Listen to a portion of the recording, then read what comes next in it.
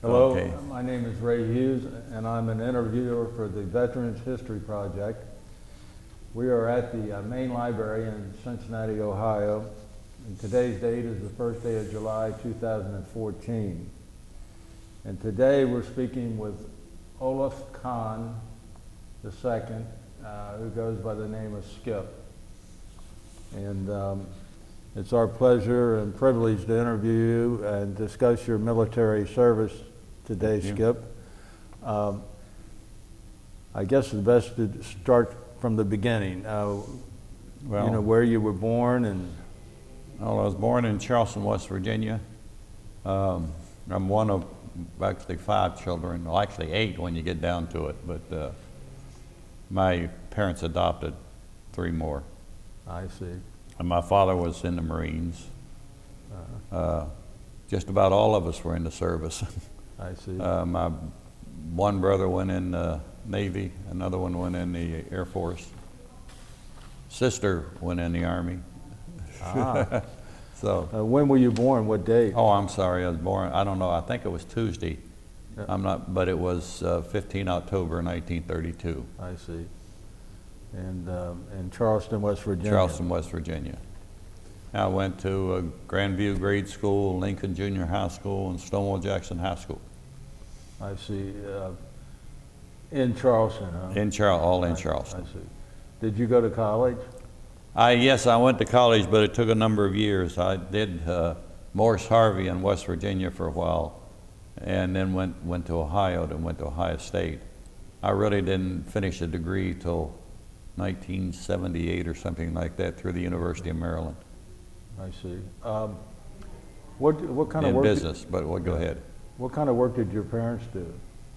Dad was, mother didn't work, well, except why, I can't say she didn't work, 8 kids. Dad was a supervisor of power plants at DuPont. He had DuPont in Bell, West Virginia. Mm-hmm. I think they had like 6 boilers or something like that. They're still there, but now they only make ammonia. They did a lot of things during World War II, but basically they don't make ammonia. I see.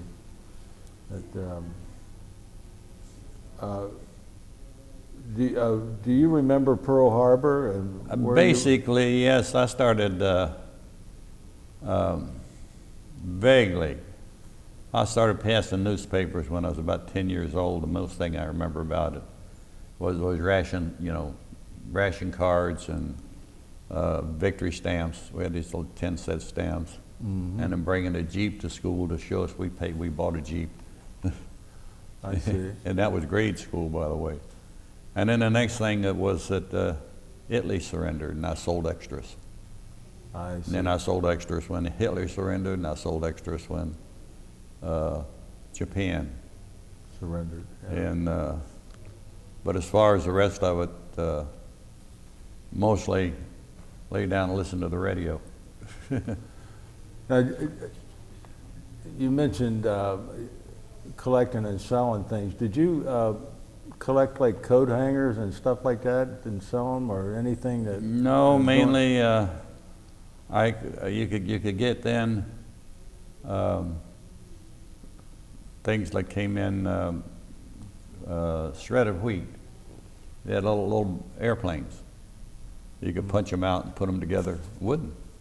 I see. And then during the war, somewhat, I connected with a company that would send a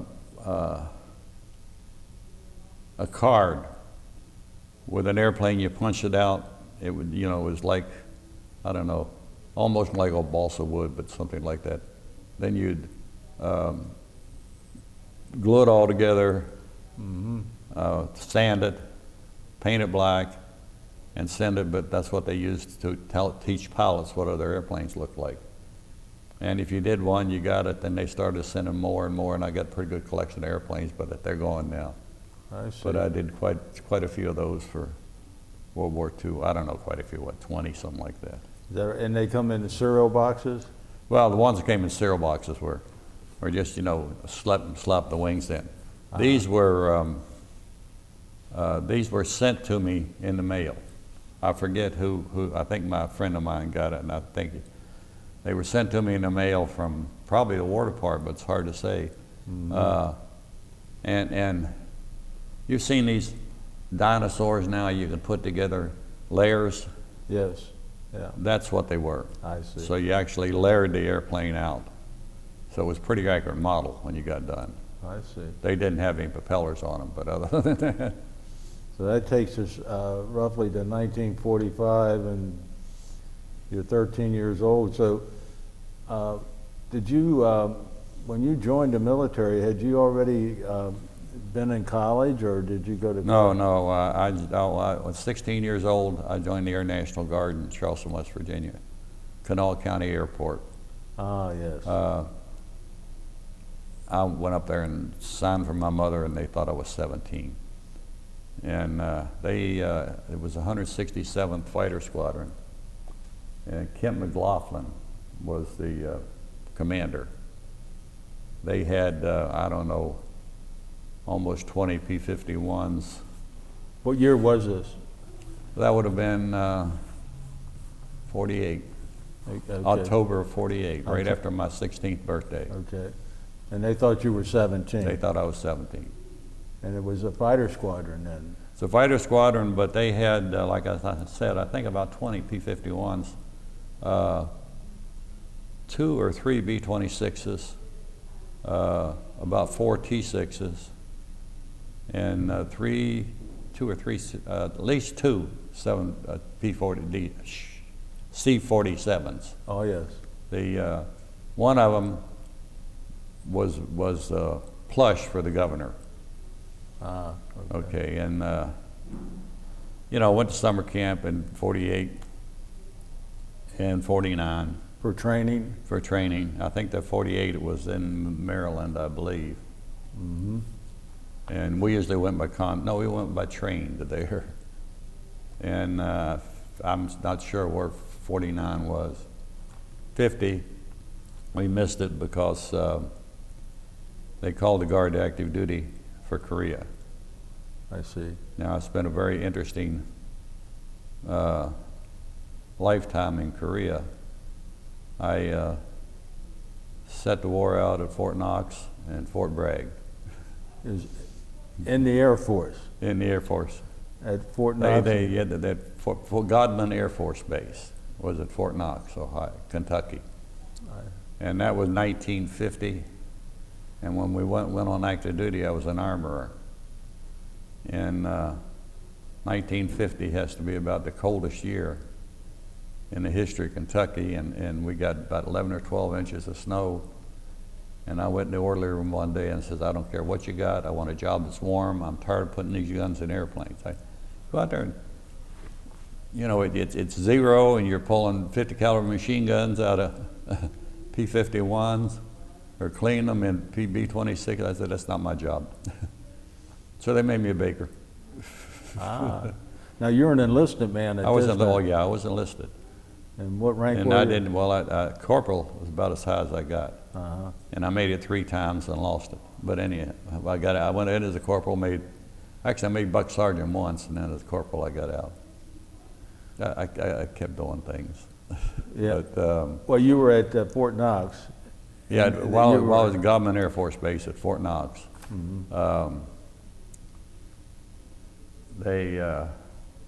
I was on the honor flight. I think I've got a guardian angel. I was on the honor flight. And by then they had moved me into administration for food service. Uh-huh.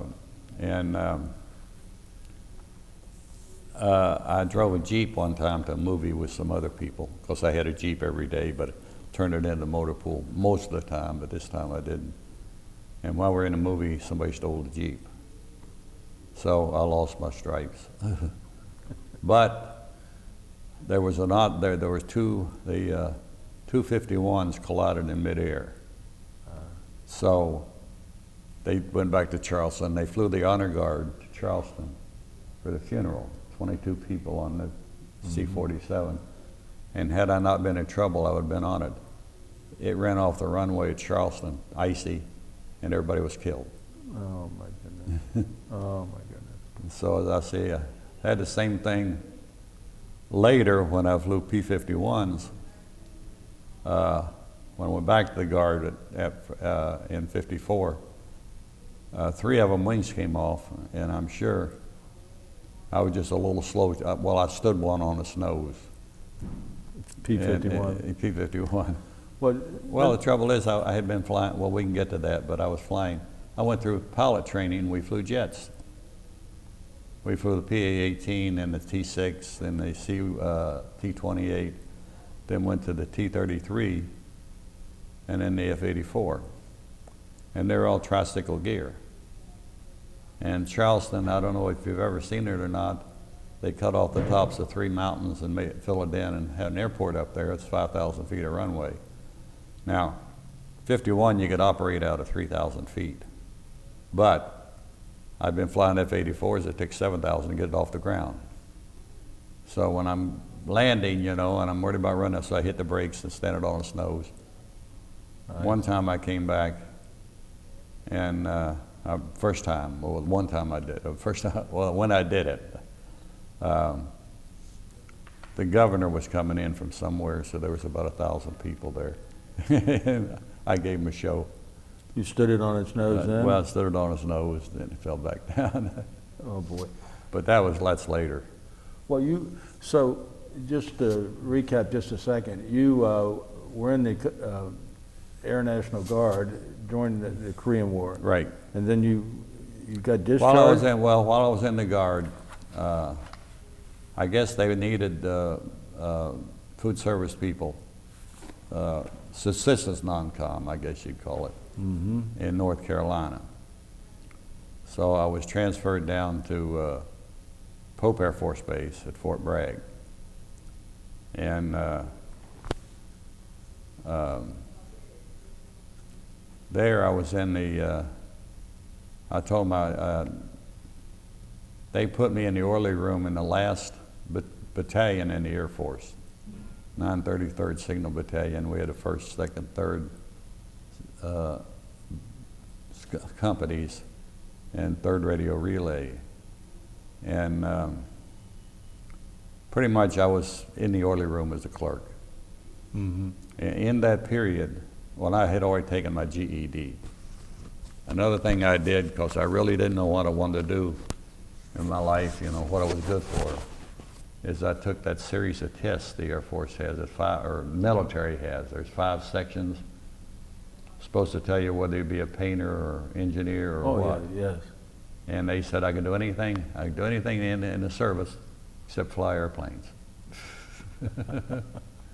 Well, no, I didn't even graduate from high school. I was a senior in high school when they called us to active duty.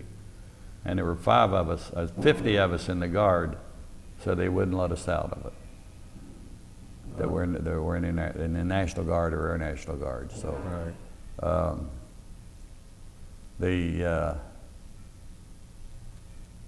I applied for pilot training while I was in North Carolina. I got my GED back in Kentucky, right, at Godman, and then there was an opportunity that came up, and I applied for pilot training. First they meet the Board of Officers, because they want you to be an officer first. And a sergeant I worked with had applied for OCS. And he told me what was going to happen, and they're going to ask these questions and that question and the other question. And he said, one day ask about the 2 most important national events you saw in the last 2 weeks, or recently. And they finally, when I got before this Board of Officers, that's after I had got my physical. Now you take the physical at that time at Fort Bragg, the hospital covered a city block. And you started in the southeast corner and ended up in the northwest. You walked and walked and walked. It took several hours, it really did. I had a 31 Model A Ford coupe.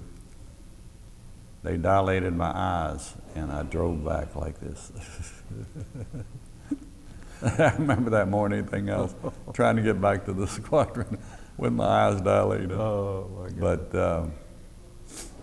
But the board of officers, I guess there was a captain, a major, and I'm not sure, the lieutenant colonel. Mm-hmm. And they asked me several questions, and they asked me what I would like, why I wanted to fly. And I told them that, well, I had always wanted to fly and thought I would be an asset to my God, country, and the Air Force in a position I really wanted. That was the And right they ate answer. that up. That was the right answer, huh? That was the right answer. Then they asked me what I would like to fly. And I looked the group over and I decided, well, B-25s would be a nice airplane. And it just so happened the major flew B-25s. So then the next question was, what do you think the most important headline was in the last 2 weeks? I had read Time, Newsweek, Life, everything. And I said, Truman said he wouldn't run for president. And they all said, fine, wrote things down, that's all. They laughed. Most of the guys were in there. There were about 5 of them going in for the interview. They were in there for a half hour, 45 minutes. I was in there about 15. And then it came out that was Korea was, slowing down more or less because we're into 52. And we were only on active duty for 21 months.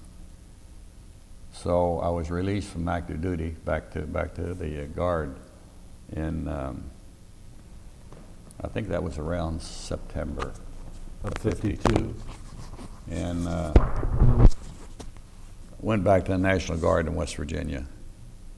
And then really started Morse Harvey, which was a junior college. Basically engineering I was studying. And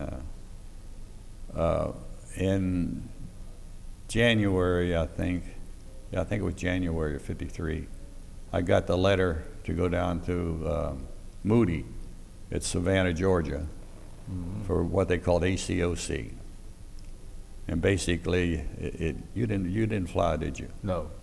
Well, it's a whole series of written tests and a whole series of psychomotive. I mean, mechanical tests. Like one of them was like a record, like a phonograph record spinning, and then you had a little thing you're supposed to hold on a dot, and every time you went off the dot, it would buzz. And you're sitting in this room with about 10, 20 people, and some of them ding, some of them buzz, so it gets kind of interesting. And then they had like a device where you had a stick and rudders, and you had a T like with lights, and 3 lights would come on, and you're supposed to line the other. There were 2 rows. One light you were supposed to line them up. And there were several others, psychomotive. But the main thing about that, I remember more than anything else, is they said to go to the nearest military, the letter, to go to the nearest military base and get transportation to Moody. Well, I took it to the Guard.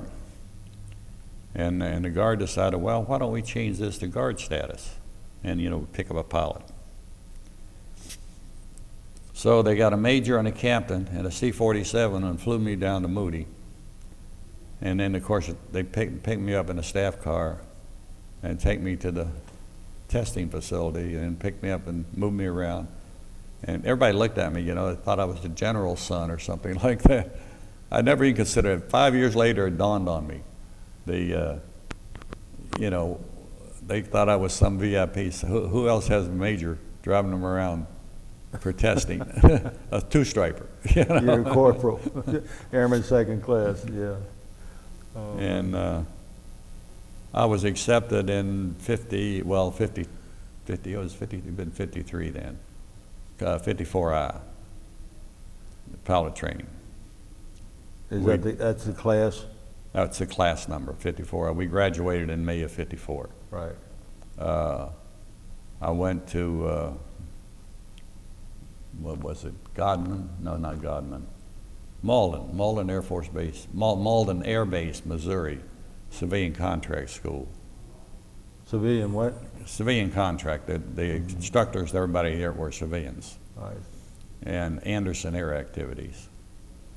We flew 25 hours in a PA-18 Super Cub and did 82 landings. If you've ever flown, that's 25 hours, 82 landings, a bunch, unless you're flying in Vietnam. And then we went to the T-6. That's the biggest airplane I ever got into. It looks big airplane. Mm-hmm. They had one, that was the simulators at that time were the Link, the little blue Link that I think you've seen pictures of. But to get into before we flew the airplane, they had what they called, I forget what they called it. Well, they had a T-6 up on jacks, level, and then held with cables. And you got in and you went through your checklist. You know, you went and started, took off, land, go through all the checklists. You were limited at the RPM, but I see. you went through the checklist in a T-6, then you went and flew the T-6. From there, not a lot of things happened down there. I met a little gal I couldn't believe. Her name is Faye, and she had a Dodge. And well, we didn't have cars, so you always look for somebody to drive. And we didn't get that much time off either.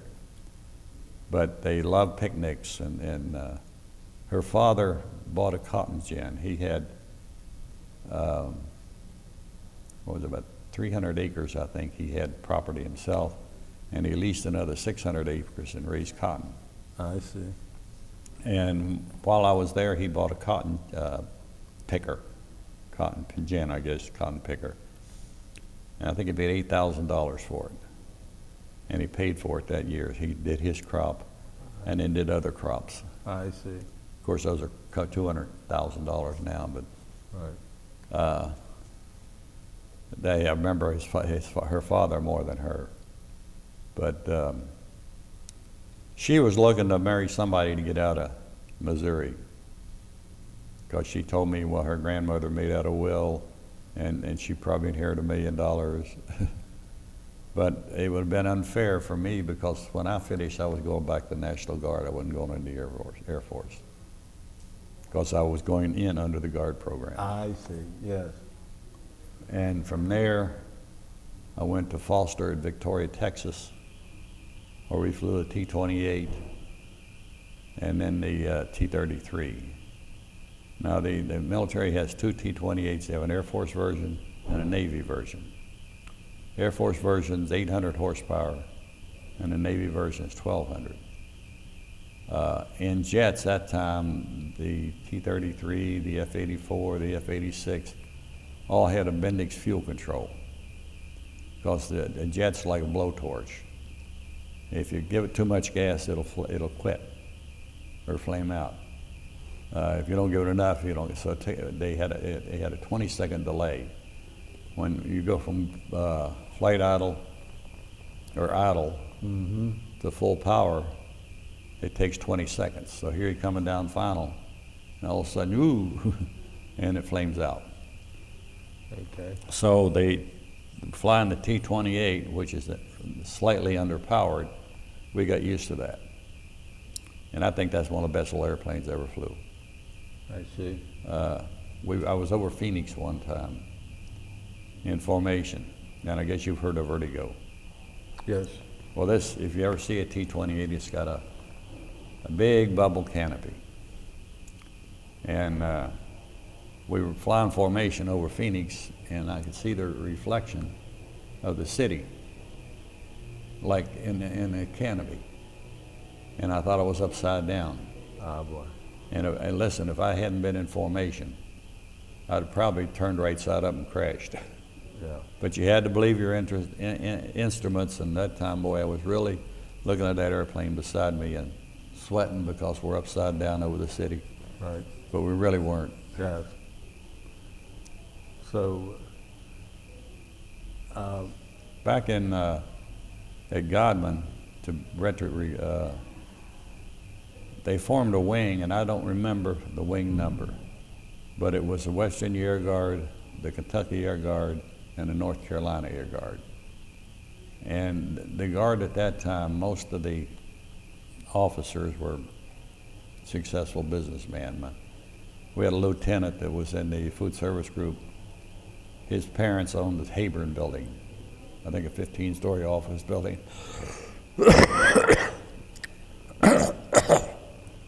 Excuse me. Mm-hmm. Take a drink there, yeah. And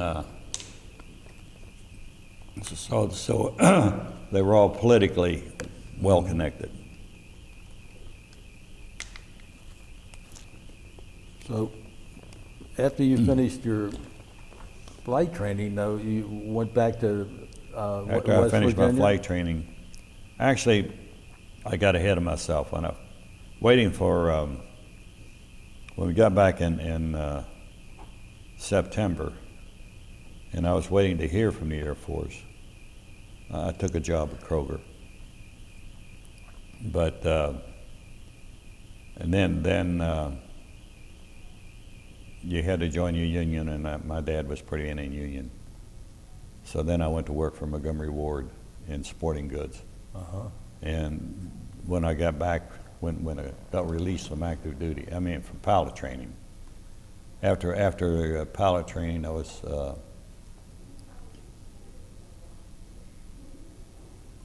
we went to Del Rio. I went to gunnery in Del Rio. Flew the F-8, the T-33 in gunnery again, then went to Luke and flew the F-84 in gunnery. And got out, I think, in September, out of gunnery. Went back to the National Guard. What caliber were you firing? We fired 250 calibers. The last In the both T-33 and the F-80, in the T-33 and the F-84? T-33 and F-84. Now, in both cases, the T-33 will carry 450s, I believe. About our last flight would be tactical training. They had a convoy down there, and you went down and shot it up. That had a ball. We had, and then the F-84, which has 6 guns, and we fired 2, to the targets, and dropped little, actually 6-pound practice bombs, and they were full of flour, and when they hit the ground, you could see where your bomb went. How many, so the F-84, how many bombs did it carry theoretically? The F-84 probably, depending, I think we had like 4 hard points, so we'd carry four bombs. Okay. And we had 650s. And as I said, we normally only fired 2, during training. Right. But again, the last mission, they loaded them all, and it gave us 8, 2.5, 2 to 3 inch rockets. I see. And so we went out and shot up this convoy out in the desert. And then we had all 6 guns. And Where shot were all you the at when you did that? That was in Luke, Phoenix, Arizona. Oh, Arizona, yeah. Luke in Arizona. Had one split phase gunnery. 30, 40 hours at Del Rio in the T-33, which they put guns on, and then 40 hours in the F-84. And I think all through pilot training, 300 some odd hours. So you graduate from cadet training, and you're still an enlisted man during this training. No, well, enlisted man, it's called Airman Detached. Keep the same Social Security number. Instead of being AF, it's AD. Airman Detached, you're a cadet, like a cadet at West Point. Right. And you had lower, middle, and upper class. Okay. And you had that in Malden, that's 6 months, you had lower, middle, and upper. Then when we went to Foster, the lower, middle, and upper. And so we kind of like going to West Point as a plebe. Uh-huh. And then when I finished pilot training, I was commissioned and given our wings. So, you know, was a first-class pilot and a second lieutenant. And that's May of 1954? That would have been May of '54. Okay. And from there, I went to Foster. From there, I went to Del Rio. That was Foster. I think it was an air base. Right, matter of fact, it was military, but I think they just called it an air base. Mm-hmm. They closed it sometime before 1960, and it became a what we call middle hospital. The beautiful little base, though. Uh-huh. But you know, you had these barracks and everything like that. They were concrete, 2-floor brick. Oh. 2 floors, so Oh. real nice facility. Permanent, yeah. Permanent, and I think I heard they took it into mental hospital, and so far as I know, I wouldn't go back. Somebody told me about. Well, matter of fact, I was dating a girl down there. She told me later. But yeah, then I went back to the Guard, and that's when I started college. You went back to the Guard in Charleston, In Charleston. and then you started college? Yeah, because see, I went through pilot training on the Guard program. Right.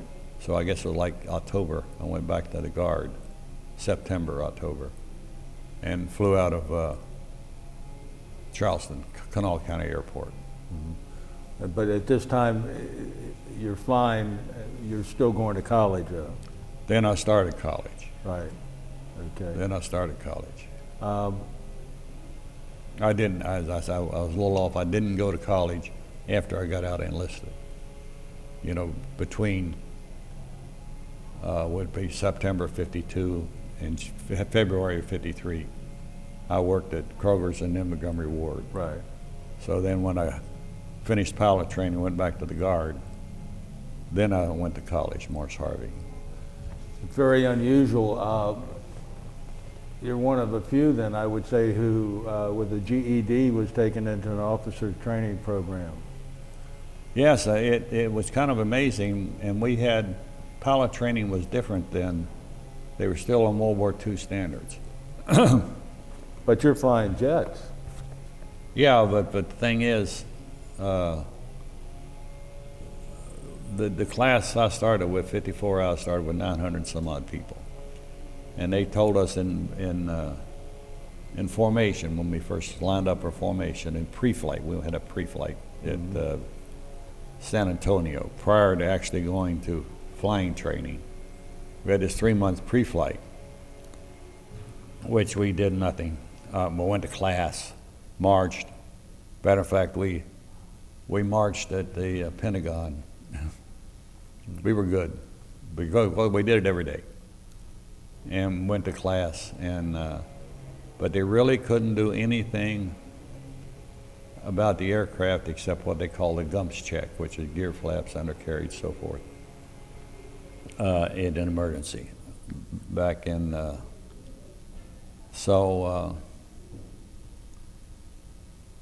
then we went from there to Malden and started flying training. So we had 3 months in Texas, and as I said, I got the GED, but they had 930 people. But one of the first formations we're in, they said, take a good look at the man on either side of you. Only one of you are going to make it.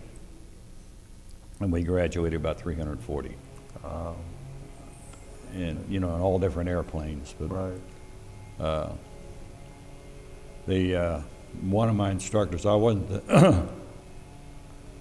I guess I wasn't the sharpest man, pilot going, because one of my instructors, he crop dusted before he came and instructed us at Malden in the T6. And when from there you'd go multi-engine or fighters. If you went to multi-engine, you went to Randolph and flew B-50, T6s more, and then B-25s. Fighters, as I said, we went to Del Rio and Luke. And he felt I should go to multi-engine. I really wasn't that sharp. And he got madder than hell when my orders came down that I was going to go to fighters. He wouldn't even speak to me. But see, they came out of the Guard Bureau. I see. and I came out of a fighter squadron. So you go back to Charleston after the Yes, and then I start, College. junior college. Junior And I was college. there in 54 and 55. I see. Flew the T6 again, P-51. C-47, they had two C-45s. I don't know what you know that is. That's a Beach, twin Beach. Oh, okay. And pretty much, all the pilots, they flew everything. I was pretty well checked out in the Beach, and I was checked out in the C-47. But mostly I flew around in the T6 or the P-51. I see. But I only got about 50 hours in the 51. Mm-hmm. And went to two summer camps. One I think it was in Savannah, and the other one I forget was up north somewhere. But that's the one where previously two pilots had the wings come off of P-51. And this would have been, 54 or early 55, early 55. And while we were at camp, everybody said, well, they were doing too much. Like, first time I got hold of 51, I'd never heard an airplane sing, like in the movies. So I took the thing up to about 20,000 feet, and pointed it straight down, and got it up to about 450, and it sang. I think I got about 475. And then I pulled out and asked one of the guys, I said, what about these airplanes, how fast can we take them? He said, well, they're redlined at 450, but they're old. I never go over 400. So they figured, well, maybe that's what those guys were doing. But it turned out they were flying in formation and making about a 3G turn, and this kid, the wings came off. Or a wing came off. He was 6 months out of pilot training, got married, 6 months married. Oh boy. I don't know whether his wife was pregnant or not, but Yeah. Now, there was they were all in the formation, so they knew it was only 3G. So they grounded all the airplanes, flew them back. The one flight back they flew them back to Pope, very gently. And then I guess to St. Louis, I'm not sure after that. And then at that time I decided, well, if we haven't got any airplanes, I'll go to Columbus. I'll go join the Ohio National Guard. They've got jets. oh, okay. And so you did. And and also went to Ohio State for a year. During all this time, are you single, or did you get married in this time, or what? No, I didn't get married till Gus. I was out of the service. I got married in I was 26. I get my dates all messed up here. Yeah. Well, that's 26 would take you to 1958. Yeah, I married a girl from Cincinnati. I was 26 and she was 19, which is 19 when we got married. She was actually 18 when we were dating, and I was working at General Electric. General Electric in Cincinnati? Yes. And you were in the Columbus National Guard then? Yeah, then I joined, actually at first I went up and joined the National Guard at Wilmington, Clinton County. And What was the name of that base again? Clinton County. Yeah. And matter of fact, DHL's there now. Right. And Airborne Express. That's at Wilmington, Ohio. At Wilmington, Ohio. Yeah. And there were no openings in any of the fighter groups. When I went there first, and then I transferred back down to Lockburn, which still had 84s. Okay. And they cut back, and so I was cut out. And then there weren't very many openings for. There's a squadron 86s 84s at Springfield, and the 84s at Lockburn, and the 84s at Wilmington. Mm-hmm. And they phased out, I think, the Wilmington while I was there. It was still too far to drive. That's why I was in Columbus. And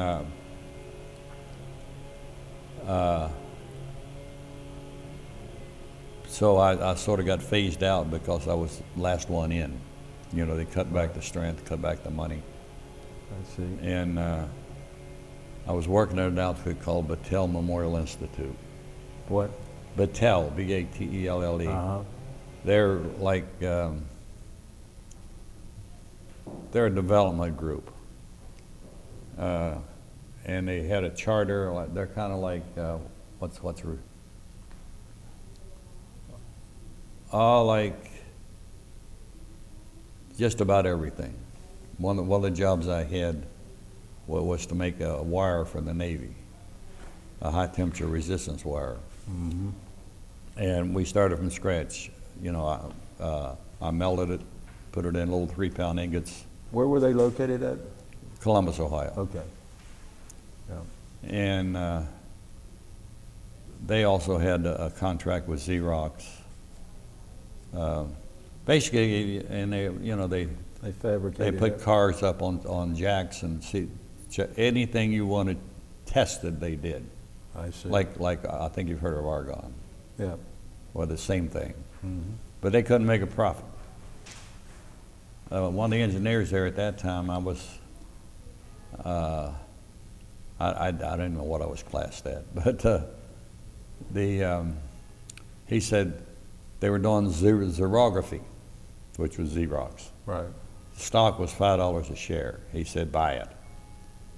They were proving xerography, and it was a rather lengthy process. You'd expose the plate and then turn it over and get the powder on it, and then print it, and it figured out about 25 cents a copy. And so they were making mostly, they made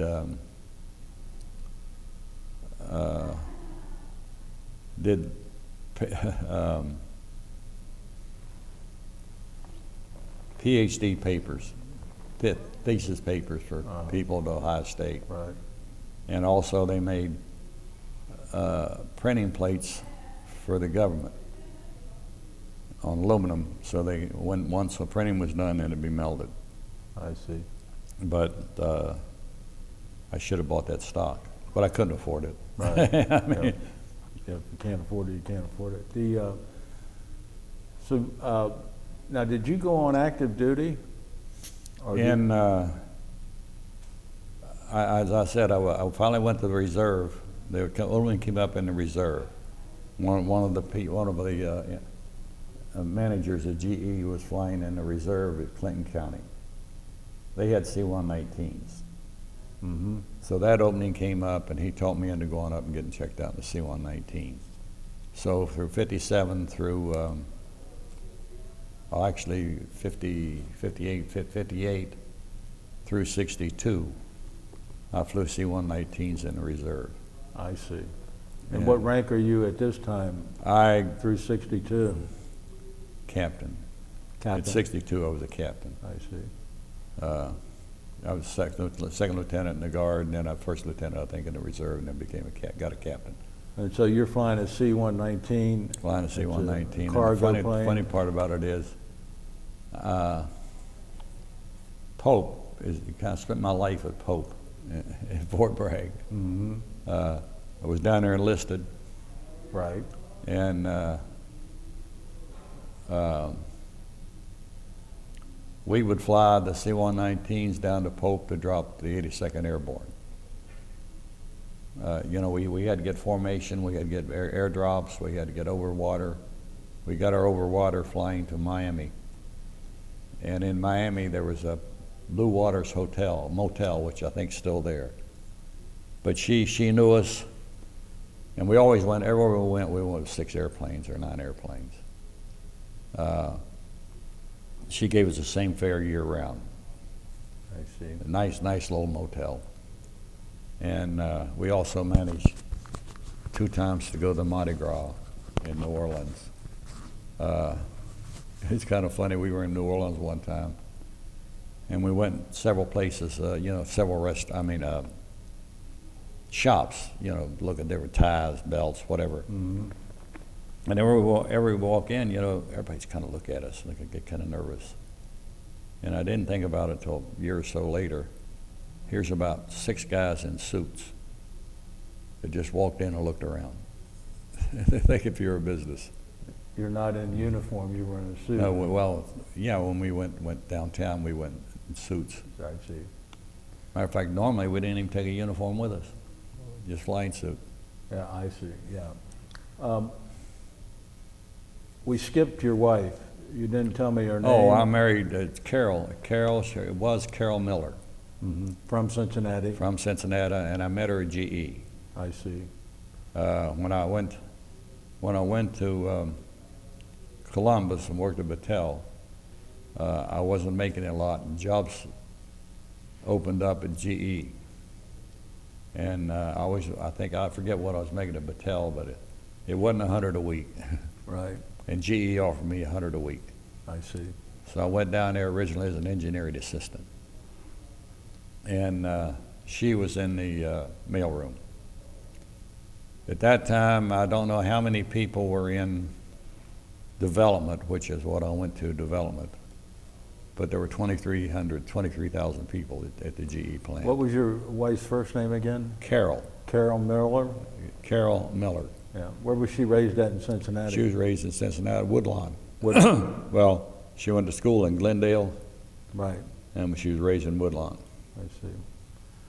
So, and children, how many children did you have? We had Skip? three boys. And for the record, my parents, the 4th child was, I guess, a moron, you'd call him. My father had the same thing. His family, we were both the same. He had 2 older sisters, and then him, and then another brother. And the brother was a moron. Mm-hmm. And I had 2 older sisters, and me, and Paul Ivan would have been a brother. He lasted, I don't know, 2 weeks, 3 weeks, something like that. I never even remember him. I was only like 5 years old. Right. Probably only 3. So I got to thinking, first I got to put them through college, and they're all 3 boys, and inherently, the 4th one could be mentally handicapped. Right. And so I got a hold of a doctor and had to, vasectomy. Yeah. So you're Had the cords clipped. your 3 boys. What's their names? The oldest one is like me. He's Olaf Kahn III, and we call him Skipper. We're not very. Right. And then Michael Allen, by the way, who went to West Point. And Robert Eric. He doesn't like Robert, so he's Eric. He's in maintenance, building maintenance at the post office. I see. Skipper's working for an engineering firm in Kentucky. And Michael's working for, I don't know the name of the company, in Oklahoma City. He got his master's degree in algorithms. Mm. When he graduated from West Point in 84, he back up a little bit. While I was still in the Air Force, we got the kids an Atari. Mm-hmm. And it broke. And it was about my tour was about up. So By tour, what do you mean? What year is this? This is what would have been 60. See, we were in North Carolina. What was I doing?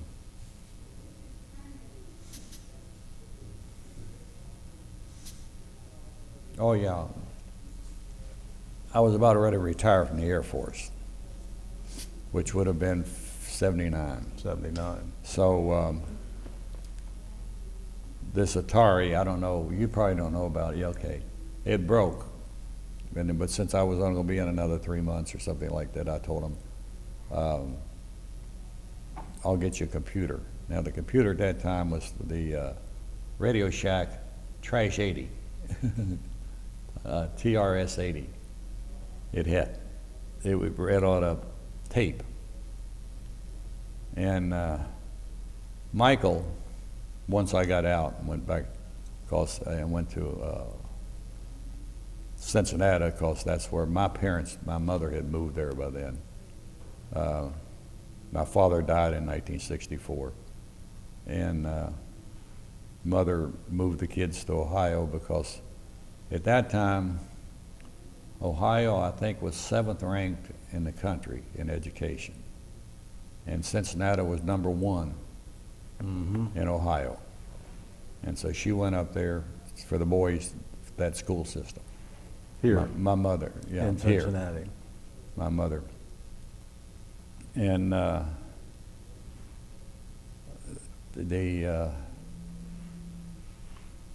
so I got him the Trash 80. Well, Michael applied for West Point in Annapolis. We talked to our congressman, and I thought it was interesting. In the service, he was always in the top 5% of his class. Matter of fact, all 3 boys were. They get it from the Carroll, not me. And so he applied for West Point, Annapolis, the Coast Guard Academy. We didn't have the Air Force. I guess we did have the Air Force Academy then, but yeah, in 65 they had it. 60, yeah. I mean, not 65. In 1980. This would have been 79, he's applying. And while we were in North Carolina, he got his pajamas on fire and burned his chest and chin pretty bad. And had excellent plastic surgeons in the service. Yeah. And so once we got out and he applied for West Point, he passed everything. And I had a friend going to West Point, teaching at West Point then, and his wife was in the Wives Club and all that. Art Ryan, he'd been in Vietnam, an infantry officer, and got three air medals. Figure that one out. Helicopters. He didn't fly them, but he was the company commander. But we knew. Then West Point, in the physical, he took his physical, and they got nervous about the scarring. So they wanted him to take another physical, and we took him up to Wright Pat. And the Air Force, I won't use the term I normally use, major, said, yeah, well, that scar tissue the scarring could interfere with carrying a knapsack and all that. Said, still turned him down. He had also been accepted at the VMI in ROTC. Of course, all these went away with the physical.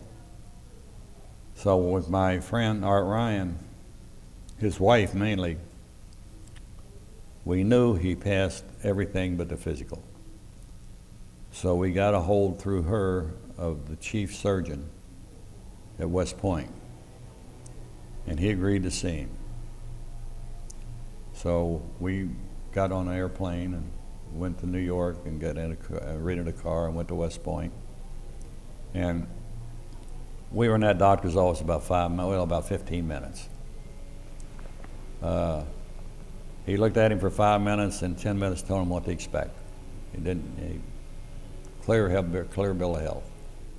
I see. What we've done though is we've jumped from. Yeah, we've jumped all around. We jumped and we missed what you did during the Vietnam War. Basically, you had to go on active duty. Basically, yes. As I said, I was on active duty for the Korean War, but most of it I spent it in the States. Right. I went back on active duty. I was in the I was in the reserve, Air Force Reserve. They called the Air Force Reserve to active duty C-119s for Cuba. And so they were on active duty. We went on active duty, and we hauled stuff to Florida during the Cuban Missile Crisis. The job I was working at GE, the government had cut the funds. And so it looked like, I don't know, whether I was going to be at GE very long or not. So during that period, I applied for extended active duty. And now the guard unit, the reserve unit was released in 30 days. But then I was held up. There were 3 of us that wanted to go on extended active duty. And they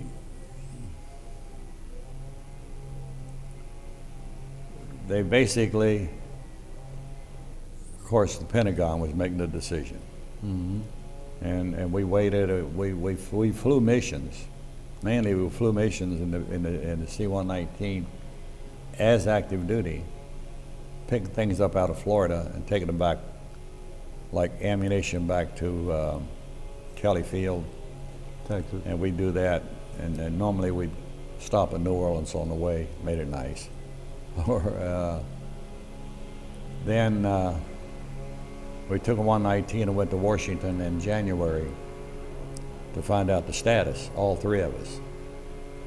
And it was Air Force personnel, and by the way, the Pentagon's great. We went to the Pentagon, we told them we wanted to see Air Force, what office we wanted. We were there in 15 minutes. I see. The colonel and a lieutenant colonel was looking at our records to see that I would have 10 years of active duty when I had 20 years for retirement. That was, if I went back in the service, extended active duty, Right. I would need 10 years of active when I was eligible for 20 to retire. Okay. And that decision came in February, and I was assigned back to Pope. Now, this is February of 63. February of 63. Right. And went to Pope. Let's take a break for a minute. Okay. Skip,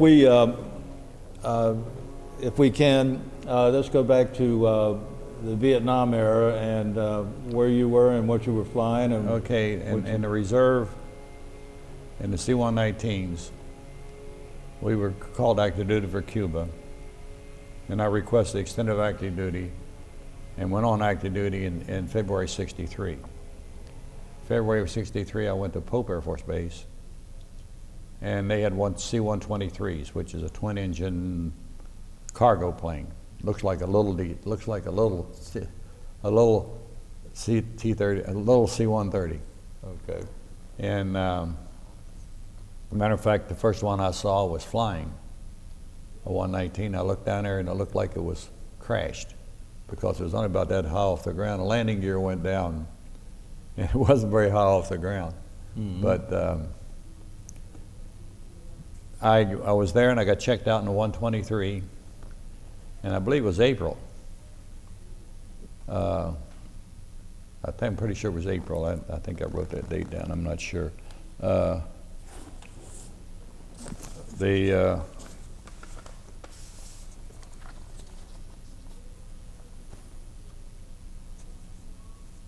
Just 1 minute. Mm-hmm. Anyhow, I went to Pope and checked out in the 123, and I think in April they I went to Vietnam as a replacement for one of the pilots that came back about it. 3 months before, they had sent a 123 squadron to Da Nang from Pope, by the way. This is 1964? That was 1963. Or 63. And of course, I wasn't checked out when they went. They called it Project X or something like that. No, mule train. Okay. They took 16 123, it's 130s, to Da Nang, Vietnam. So they sent me over to replace a pilot that came back. He had back problems, and my squadron commander said, well, it was yellow, it wasn't sore. But, and I went over commercial. And I forget what I flew on to California, I think McCord, or not McCord, anyhow, McClellan. California, huh? McClellan. Yeah. And flew to Vietnam on TIA, Texas International Airways. They were contract flights. And I got to Saigon, and my orders just read an APO address. And I knew where I was going because I was joining the group from Pope. But I took it in to operations at Saigon. It's interesting too. Now this is 1963 though. 1963. Okay. I got there and we went through Welcome to Vietnam. They took our passports. We had passports. And took them passports and also got a Vietnam driver's license, international driver's license, Vietnam. And they got a briefing. This Army tech sergeant briefed us. And I'll tell you what, it's the worst briefing I ever had. He told us about Vietnam, about the little girls in their Aldais, and he got to the point on men holding hands. Now that's not uncommon in Vietnam, especially for soldiers. But he's talking about you'll see soldiers holding hands, and he says, well, they say that's a custom, but we know what men that hold hands are. That was part of my briefing in Vietnam. But no, it's a custom, you know. But so I stayed in Saigon about 3 days. Went to Benoit and got a intelligence briefing. Just for, you know, one of the guys in the hotel I was Army, and we talked about it, and I got an intelligence briefing. But that was on my own, had nothing to do with being checked in. And then they finally figured out where APO, whatever it was, and one of the guys picked me up and flew me up to Da Nang in 123s. And that was quite interesting. Most of the flying, you got to remember, that was a 6-month tour. Okay. Basically, for the war, I was in Vietnam every year through 68, 63 through 68. I ended up with 8 air medals, but only 267 days actually in Vietnam. What happened was after the 6 months in 123s, I can go over that a little bit if you want what we did. Mm-hmm.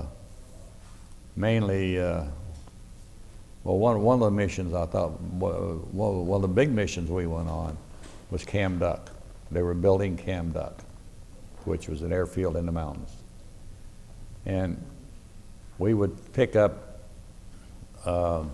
civilians in the 123, and this group, mostly women, would have rice, they took their rice, they took everything. And they went up there, I guess they stayed there for a month or a couple months, but they took everything they needed to live on when they got there. And so we would put them all on the airplane, and they had a Nook bomb, which is a fish sauce, or a fish, yeah. And I'll tell you what, we broke one in an airplane, and it took 2 months to get it out. Stinking stuff, bad. But so we put in rice, and they put a pig, normally 1 or 2 pigs, in a basket, you know, a long like basket, his nose sticking out. Usually 1 pig and several bags of rice, and then their A-frames to cook, everything. I'll be darned. And early they put the pig on top of the rice. Well, we take off when, you know what the pigs do, they got all scared, they crapped and they pissed. Right. Took them about 2 trips to figure out what was flavoring their rice. Oh, boy. And then we did this pretty much weekly. And then we bring a group back. We take a group in, we bring a group back. But basically, it was just trash hauling for 6 months. And I got most of my air medals in the 123. Anytime we flew into what they class as a combat zone, then we got an air medal. Or if we hit, or actually hit. Because we flew the 123s, we flew around 3,000 feet, something like that. 1,000, 3,000. If I was flying over the water, we'd fly at 200.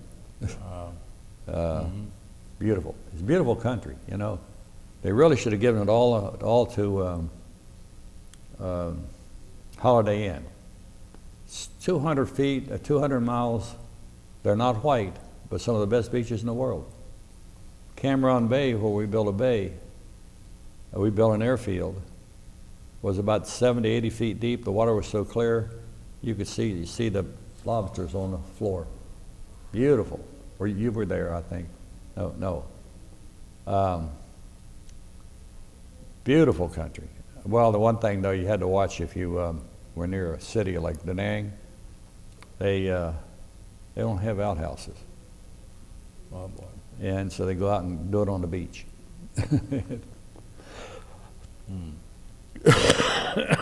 They kind of get it down there, try and get down when the tide's out. Right. So when it comes in, it washes things Right. away. But if you weren't near that little part of that little village, then there's beautiful beaches.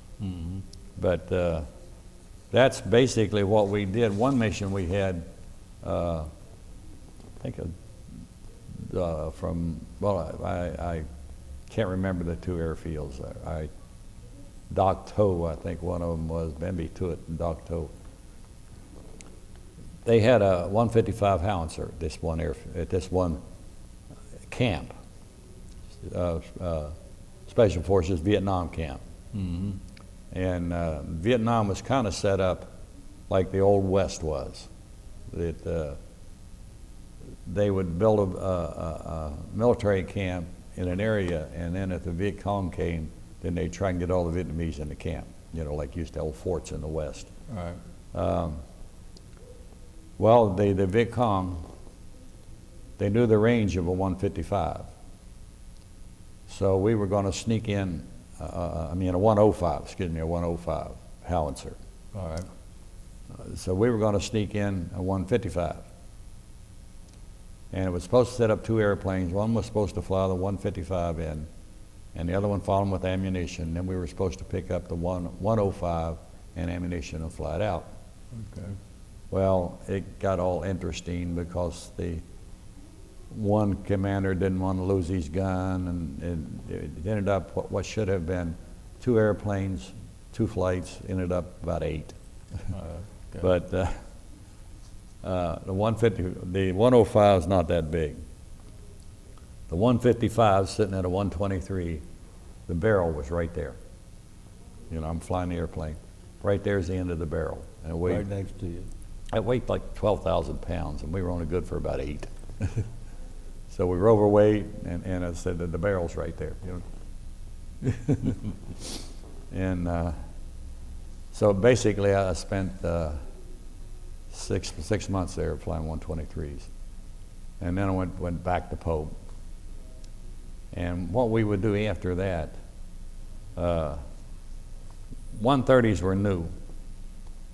And in fact, we picked up, I guess the first airplane was built in 54, something like that, 56. And those were A models, and they went to B models. And the 64 were the new E models. And we just sort of hold everything all over the world. When I got back to Pope, then I waited because they were phasing out the 123s and they were bringing the 130s in. So I had about 2 months there, 3 months, so we didn't have airplanes. Well, except the 123s were training troops to go to Vietnam. So we'd go steal 4 hours so we get our pay, you know, the forfeit Right. pay. Other than that, we didn't have airplanes. I see. So finally, they started the 130 training at Seward Air Force Base, Tennessee. And it was kind of interesting over there. First off, they trained our IPs, instructor pilots. And then the regular pilots like me went over. And then we had what we called the honeymoon flight, because every weekend we could fly troops back to Pope. And one of them was kind of interesting. An Army captain or an Army lieutenant got on the airplane, was going to go back to Fort Bragg. And the crew got on. Of course, the crew knew who we were. We were about 20 of us, or 20, 30. And they got on the airplane and says, we only got enough parachutes for the crew, so keep the aisles clear. The lieutenant got off. He really did. He did. That was a pretty big. He wasn't going to fly with He wasn't going to fly them. with them. But basically, you know, getting in things, rotations to Europe, we go on 3-month rotations to Mildenhall and Frankfurt and Ramstein. I see. Well, Frankfurt, yeah. And we'd also go on 3-month rotations to Okinawa. The first one I went to was Okinawa, and it was kind of interesting. Where'd you go to? Kadena? Kadena. Yeah. Kadena, they were taking F-4s to TAC League, I believe, in Thailand. Mm-hmm. And so they flew the F-4s over, and we took 14 airplanes and flew all their equipment, everything like that. And, you know, we went to California to, I wrote it down here. Anyhow, we island hopped with our 130s to Okinawa. I mean to the Philippines, Clark. Right.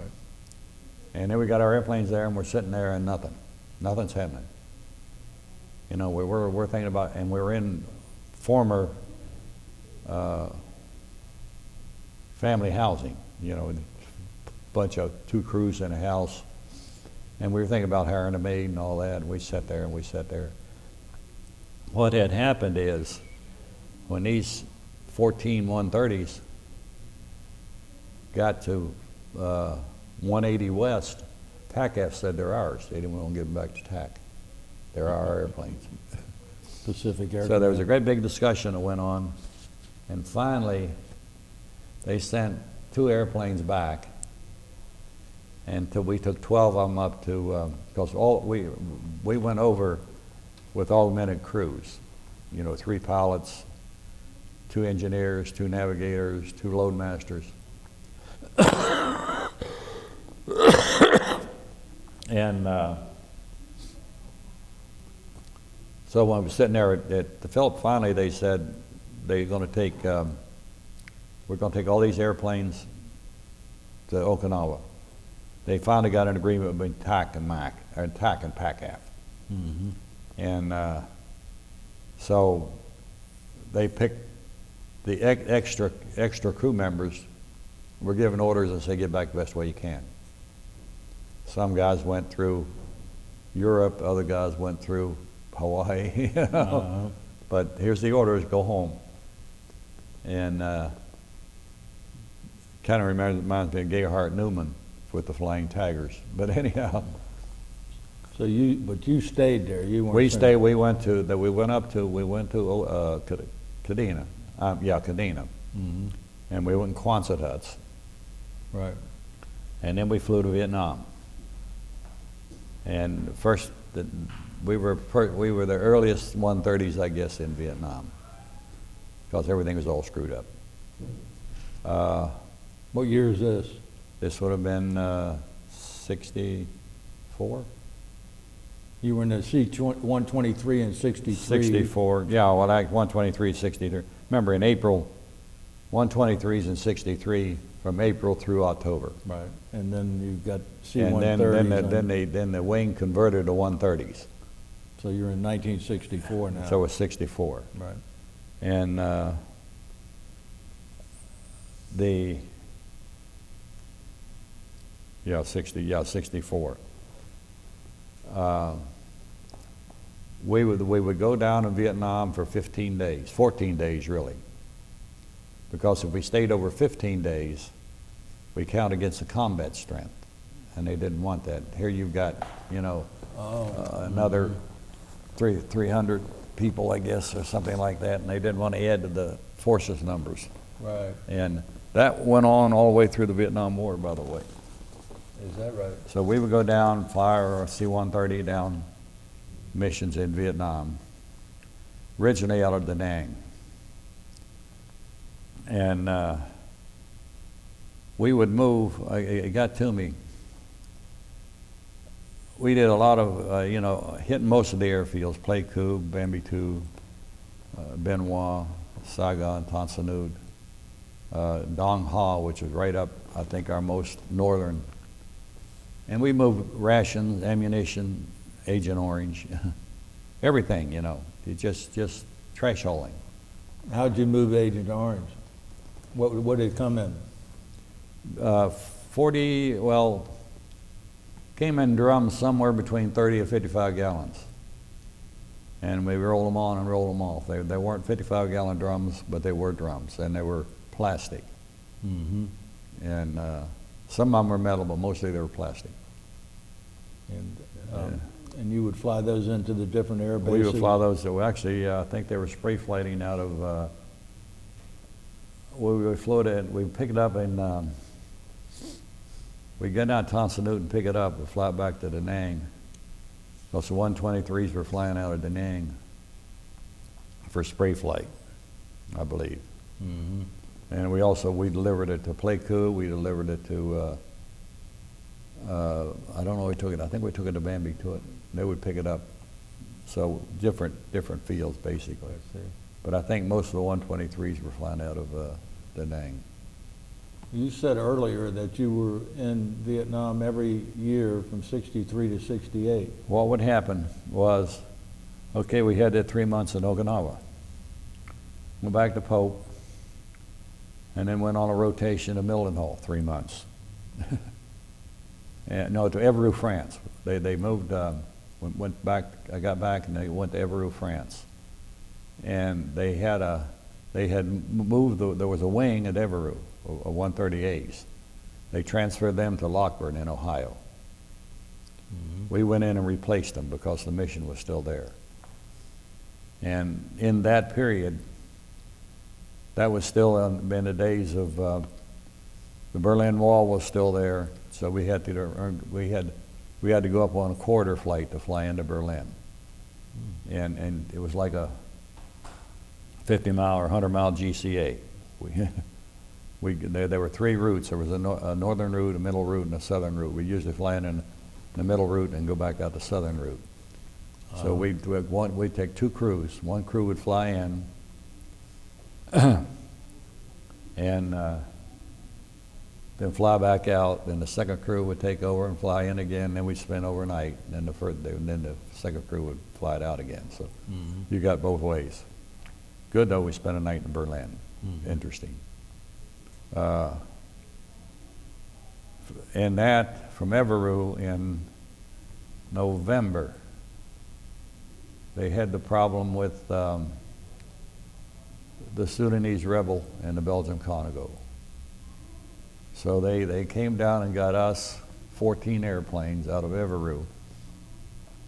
We took off at dark 30, and we flew to Klein-Brogel, Belgium.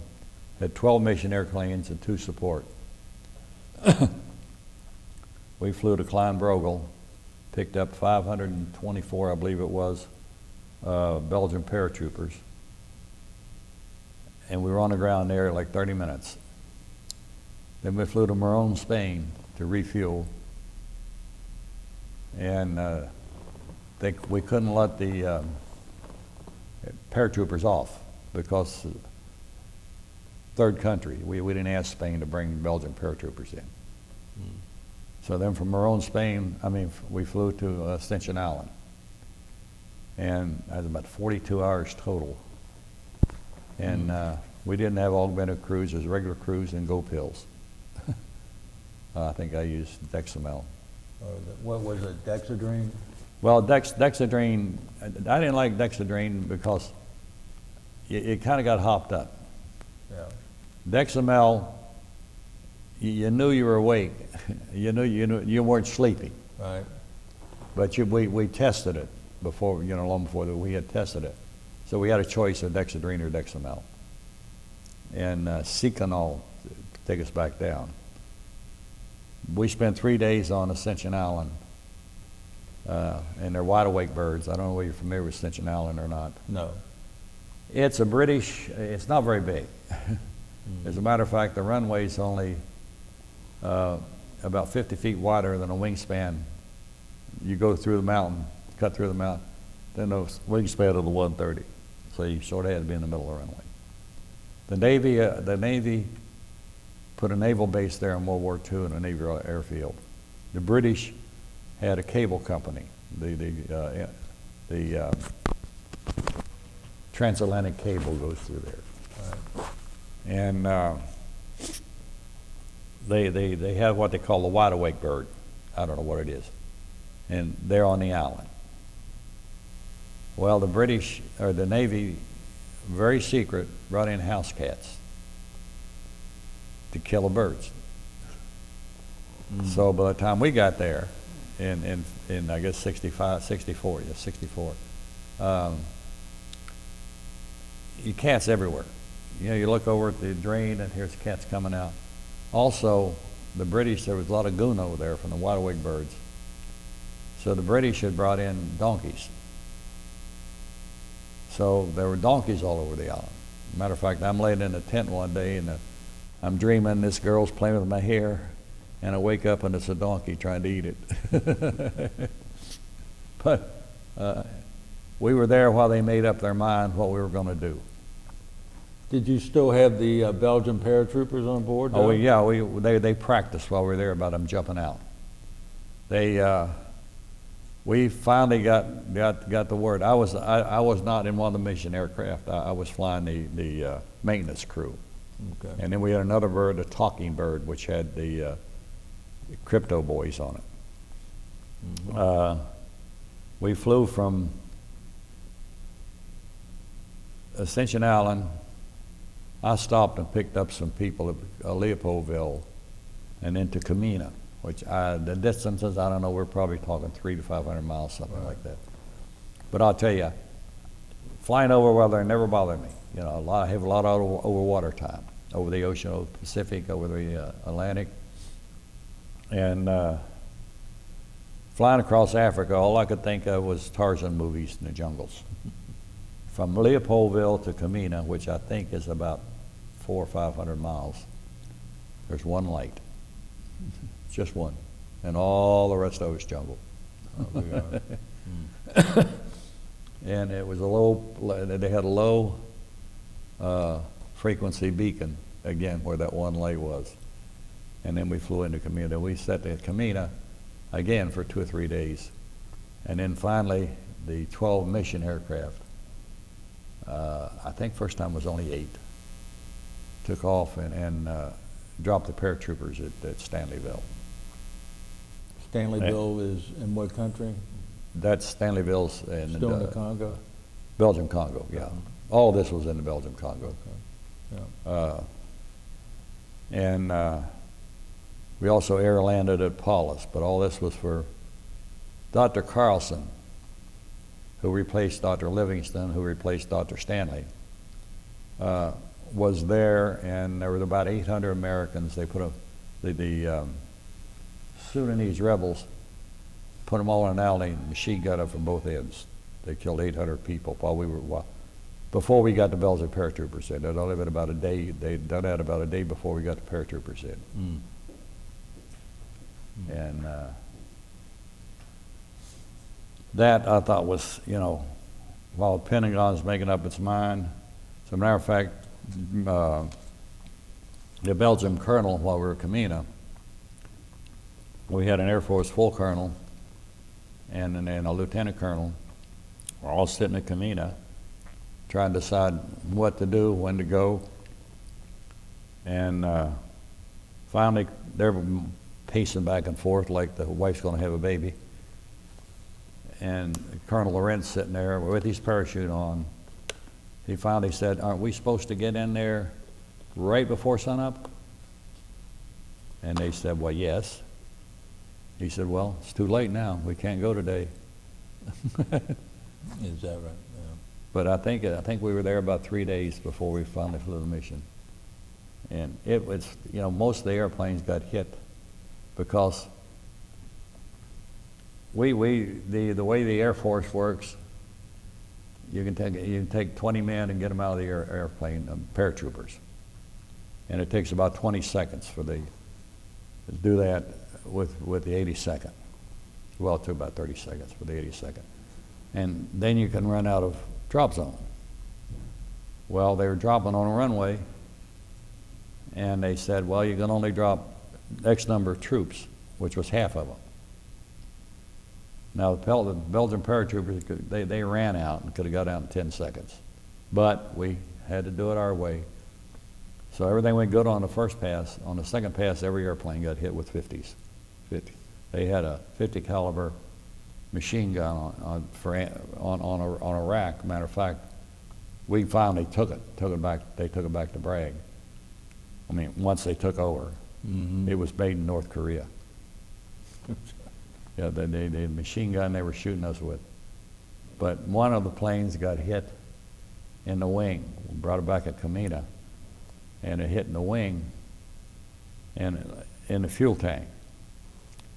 They weren't. I'm sorry, they were not bringing back Camina. They had air landed at Stanleyville, and it was leaking fuel. So the loadmaster wrapped some rags around the end of a broom handle and shoved it up in the hole. And so then they flew it to Leopoldville. And before they landed, they were trying to get that damn broomstick to fall out. And it wouldn't do it. They finally landed with the broomstick. They landed, the active runway, I guess, was north. They landed south, so that stick they couldn't see it from the hangar. So you flew over Vietnam without getting hit? Oh no, we got hit. Oh, did you? Oh yeah, we got hit. Oh, okay. We flew around it. As I said, we did most of our flying, like 123s. We flew around 200 or 300 feet because we were only going 50 miles or 100 miles, something like that. You're not going to go up to 10,000 feet and come back down. Right. And we got lots of small arms hits. Now we had armor plate. Actually, it's the plastic armor plate. That's about yay thick. Well, but yeah, and under the floor in the cockpit. Okay. And then, of course, you had the reinforced floor in the cargo compartment. But yeah, we, as I said, anytime we're hit, got an air medal. But not every time. Right. But I ended up with 8. And the standard thing: Vietnam Service Medal, the Korean Service Medal, National Defense Service Medal. But Vietnam was interesting. I mean, and we were hit frequently. Mostly small arms, or Mostly 30 caliber stuff. yeah. Very seldom 50. But Vietnam, they lost the B-26 one time. When they took B-26 over, one crashed. And of course, it's got about 8 guns on it. Mm-hmm. Well, they went back to Browning or whomever, and he said, "Can those be converted to ground guns?" They said, no way, because they're electronic solenoid, All right. Yeah. took them 2 weeks. 2 weeks. Our people said it couldn't be done. Took them 2 weeks. Yeah. Goodness. And fortunately, though, the big thing to watch over there, they had, first off, they had C-47s, they call them Spooky, and it was a AC-47, which had machine guns to fire out of the side of the airplane. Right. And you could stay on a target. You know, I want to stay there, so you fly around in a circle, and you can fire at it forever. Plus, most fighters only have about 2 minutes of ammunition. You got guns that fire like 2,000 rounds a minute, and they've got 510 rounds. So you click the trigger, and there's 13 bullets gone. Right. So they had bukus of ammunition, and a 50 caliber bullet weighs a pound, so you got to consider that too. But I think they had 20 or 30 calibers on the C-47s, but again, every fifth bullet was a tracer. And so you fly down and see one of these 47s firing, and it was like a waterfall. It's just a waterfall of red.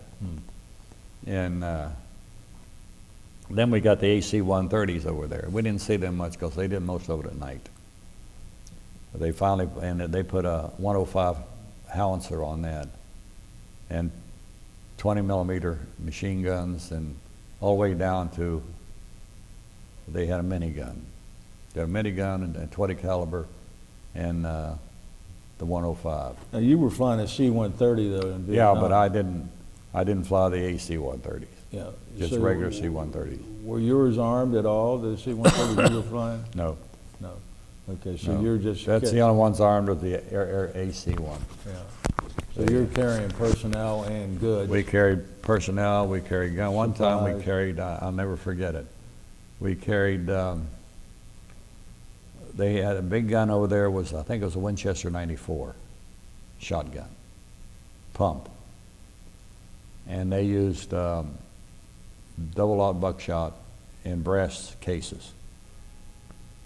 And the Vietnamese got these mostly. And I don't know, I think I had about 8,000 pounds of these shotgun shells. And one little Vietnamese guard. Well, I told the loadmaster, you know, go there, get us a couple boxes. Well, he got us a couple boxes, and we landed a couple times before, you know, before we got to his final destination. Well, I called the loadmaster back. Where'd you put them? Well, he put them back. and then we took the next leg. I said, well, get up on top and get him out of the middle. We'll call him up here while you're doing it. He got him back. He got them all there. He would not have steal them. And I finally found out in this flying, all the way after Kadena, the next rotation, of course I went back to Pope, and we went to Mildenhall. I flew around Europe, again 6 months, and then after Mildenhall, sort of went back to Vietnam again, this time to Tachikawa. And flew out of Tachikawa. And one of our missions, though, was really interesting. It was the Stars and Stripes. We delivered the Stars and Stripes.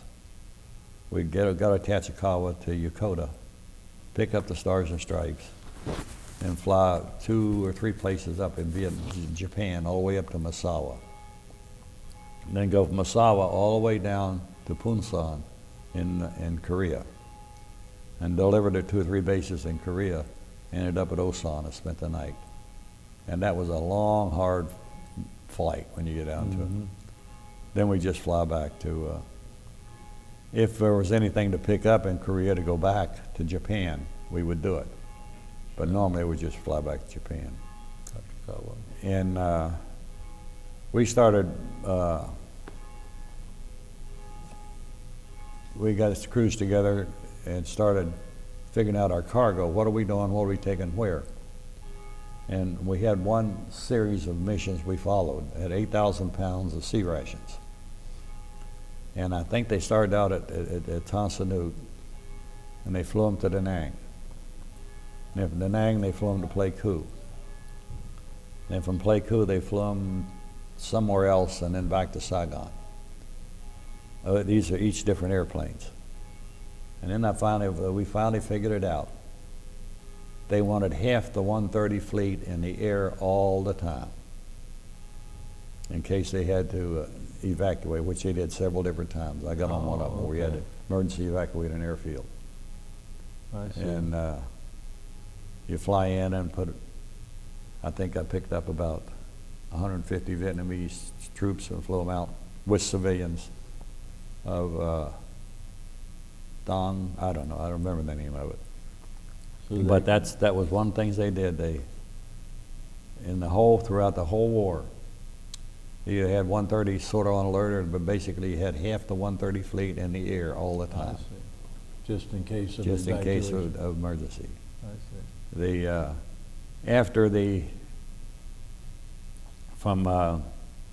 we went to Tachikawa next year, I guess it was, then we flew to Cameron Bay. They had built Cameron Bay, and from then on we operated out of Cameron Bay. We had 3 airplanes destroyed at Da Nang, satchel charges. At night, they satchel charges, they threw on and blew them up. And we lost another airplane at Bernard, which the Army had helicopters in there. And he was going into land.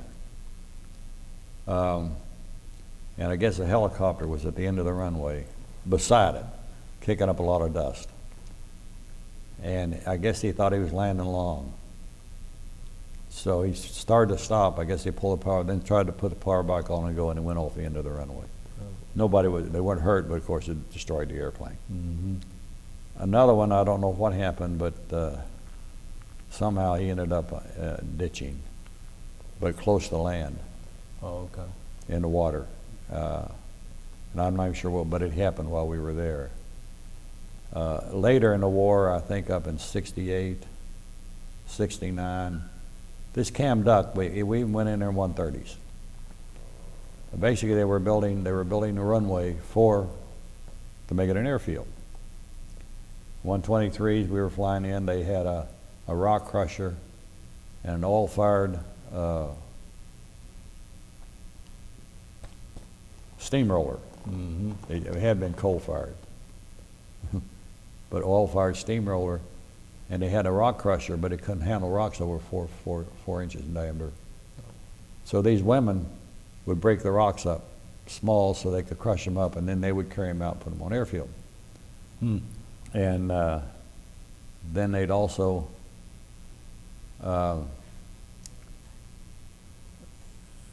almost they on their pole they'd carry okay.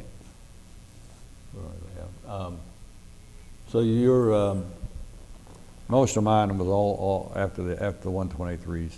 It was all 130s. You know, I could go into specific missions. They were all interesting, but basically, also we would go to Thailand. That's when the 14th day. Normally we would fly to Thailand out of Tan Son Nhut to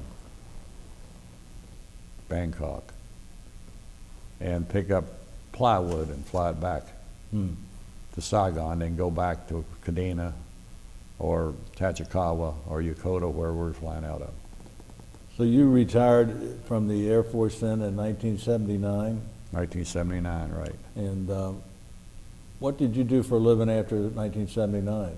Well, I finished my college degree while I was in the Air Force, and I went to General Electric in Cincinnati as a contract administrator. I see. And when did you retire completely from General Electric? Actually, I spent 3 years at General Electric, and at that time they had 23,000 people. They lost some contracts and had trouble with the union. Matter of fact, they were transferring engine assembly to Greensboro, Durham, North Carolina, and Wilmington, North Carolina. And so they're getting their forces out of Ohio. I see. And since I was one of the latter ones in, and I was getting up in years, I got laid off. I see. Then, for the next 9 years, went back on contracts. So you're still working there, yeah. Still working there. Yeah. Well, it looks like we've reached the end of our time here for the interview, and Well, I guess, go ahead. I wanted to see if there's anything else you wanted to add. No, as I said, I was pretty much an observer. I enjoyed it all, believe me. Well, you were an observer that got hit numerous times, so Well, but I wasn't in the front lines or anything like that. And as I always said, I flew over the war well, yeah, and looked down on it. yeah. Because we moved bodies out. I flew about, I don't know, 40 bodies back to Australia, Well, Australian troops.